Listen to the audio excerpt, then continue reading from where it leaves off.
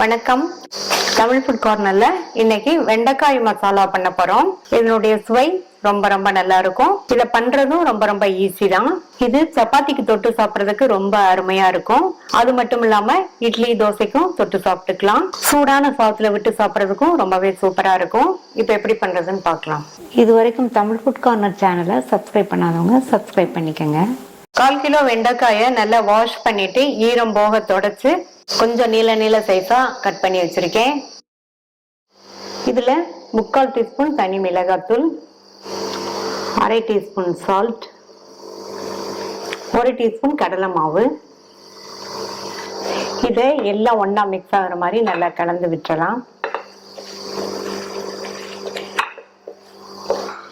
தேவைப்பட்டா கொஞ்சமா மட்டும் இந்த மாதிரி தண்ணி தெளிச்சா போதும்.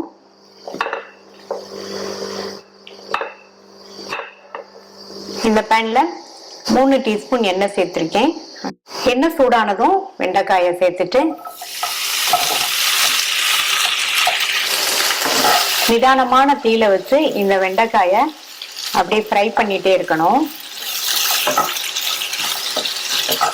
நம்ம சேர்த்திருக்க வெண்டைக்காய் 3/4 பங்கு அளவுக்கு வெந்து வர வரைக்கும் இந்த மாதிரி கலந்து கொடுத்துட்டே இருங்க. அந்த மாதிரி வர்றதுக்கு 7-8 நிமிஷம் ஆகும். இப்ப 7 நிமிஷம் ஆச்சு. வெண்டைக்காய் எண்ணெயிலேயே வதங்கி 3/4 பங்கு அளவுக்கு வெந்திருக்கு. இதை தனியா எடுத்து வச்சுட்டு அடுத்து இந்த பேன்ல 4 டீஸ்பூன் எண்ணெய் சூடானதும் இதுல 1/2 டீஸ்பூன் சீரகம் பொரிஞ்சிருச்சு. இதுல 1/2 கப் அளவுக்கு பொடியா கட் பண்ண வெங்காயத்தை நல்லா பொடியா கட் பண்ணிக்கணும். வெங்காயம் லைட்டா வதங்கட்டும். கலர் மாறுற அளவு வதங்க வேண்டியதில்லை.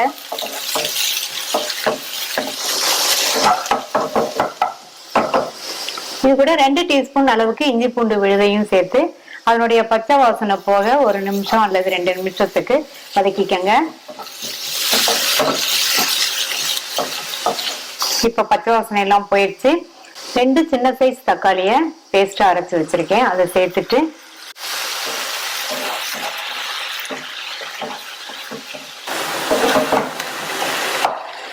தக்காளி சேர்த்து மிக்ஸ் பண்ணிட்டு 1/4 டீஸ்பூன் மஞ்சள் தூள், 1 டீஸ்பூன் தனி மிளகாத்தூள், 1 டீஸ்பூன் கொத்தமல்லி தூள், இதுக்கு தேவையான அளவு உப்பு, ஒரு 1/2 டீஸ்பூன் உப்பு சேர்த்திருக்கேன். நீங்க தேவைப்பட்டா கூட கொஞ்சம் சேர்த்துக்கங்க.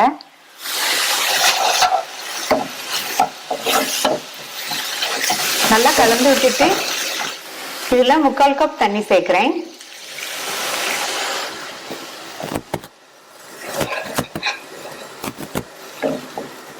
மிக்ஸ் பண்ணி விட்டுட்டு மூடி வச்சிருங்க. சேர்த்த மசாலா தூளோட பச்சை வாசனை போக 3 நிமிஷத்துக்கு நல்லா கொதிச்சிட்டு இருக்கட்டும். 3 நிமிஷம் ஆச்சு. சேர்த்த மசாலா தூளோட பச்சை வாசனை எல்லாம் போயிடுச்சு. ஓரங்கள்லாம் நல்லா எண்ணெய் பிரிஞ்சு வந்திருக்கு. இதுல 1/2 கப் அளவுக்கு புளிப்பில்லாத கெட்டி தயிர் சேர்த்துடுங்க. ஸ்டவ்வை சிம்ல வச்சுட்டு இதுல 1/2 கப் அளவுக்கு புளிப்பில்லாத கெட்டி தயிர் சேர்த்துக்கலாம். சேர்த்துட்டு நல்லா இந்த மாதிரி கைவிடாம கிண்டி கொடுத்துட்டே இருங்க.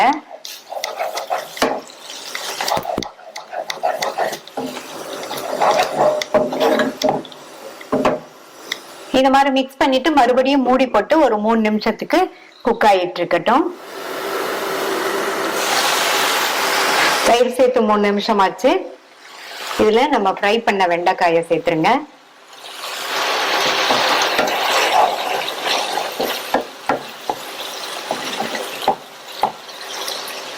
வெண்டைக்காய் சேர்த்து கலந்து விட்டாச்சு. இதுல 1/2 கப் தண்ணி சேர்க்கிறேன்.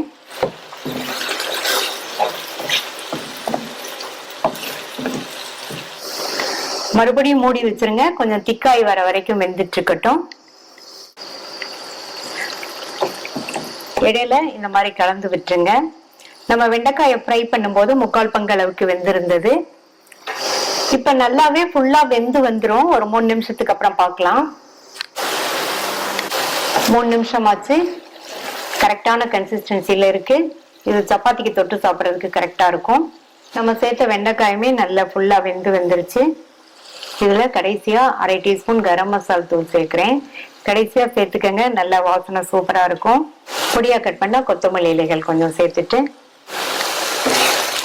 கலந்து விட்டுட்டு ஸ்டவ் ஆஃப் பண்ணிடலாம். சூப்பரான டேஸ்ட்ல வெண்டைக்காய் மசாலா கறி ரெடி ஆயிடுச்சு. நீங்களும் ட்ரை பண்ணி பார்த்துட்டு உங்க கமெண்ட்ஸ் சொல்லுங்க. தேங்க்யூ.